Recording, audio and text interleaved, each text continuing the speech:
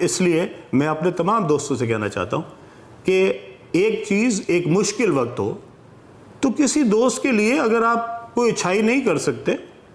تو اس کے لیے اتنی، میرے خیال میں اس قدر اس لیول تک جا کے اس کو کرٹیسائز کرنا جبکہ فیکٹس کا آپ کو پتہ بھی نہ ہو، یہ بہت زیادتی ہے.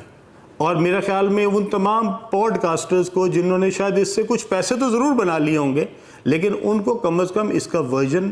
اس کے بارے میں حقائق، اس کے بارے میں تمام تر جو معلومات ہے وہ پہلے لینی چاہیے تھی. پوڈ کاسٹ بعد میں کرنا چاہیے تھا اور بتانا چاہیے تھا کہ یہ معلومات ہمیں پارک ویو سے ملی ہیں، لیکن اس کے باوجود ہمارے خیال میں یہ کام غلط ہے. اور مجھے کوئی اعتراض نہیں اگر آپ کا پوڈ کاسٹ جو ہے وہ اس بہانے آپ کو کوئی 4 پیسے زیادہ دے دیتا ہے کہ جس میں علیم خان کو ٹارگٹ کر گیا ہے، تو اللہ آپ کو مبارک کرے. میرے اوپر کوئی کسی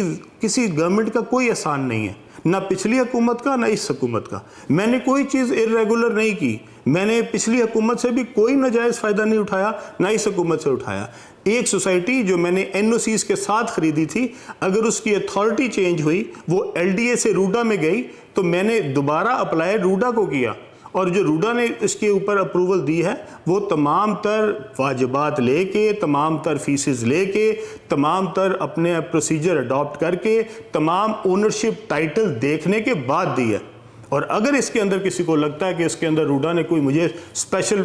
فیور دیا ہے تو برائے مہربانی ضرور لے کے آئے سامنے. دوسری بات جو ہے وہ یہ ہے کہ یہاں کے جو مکین ہیں، جو ممبرز ہیں، میں اپنے تمام دوستوں کو بتانا چاہتا ہوں، یہ وہ سوسائٹی ہے جس کے اندر میرے والدین کی قبریں ہیں، اور یہ سوسائٹی مجھے اپنے دل و جان سے زیادہ عزیز ہے.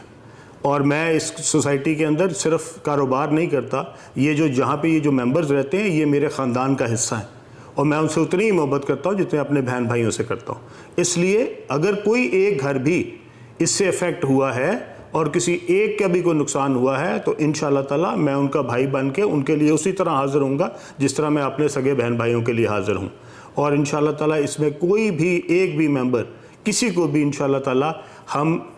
اس وقت اکیلا نہیں چھوڑیں گے. ہم اس کے ساتھ ہیں، کھڑے تھے، کھڑے ہیں، اور انشاءاللہ آئندہ بھی کھڑے رہیں گے. اس لیے پورے پاکستان میں تباہی مچی ہوئی ہے، سیلاب پورے پاکستان میں لوگوں کے گھروں کو تباہ کر رہا ہے. برائے مہربانی میری آپ سے گزارش ہے، یہ جتنے ہمارے پوڈ کاسٹ دوست ہیں، کہ آپ اب یہ پکڑ کے ان علاقوں میں چلے جائیں جن کا پرسان حال کوئی نہیں. یہ ممبر کے لیے علیم خان موجود ہے، ان ممبرز کے اوپر ان کا بھائی موجود ہے،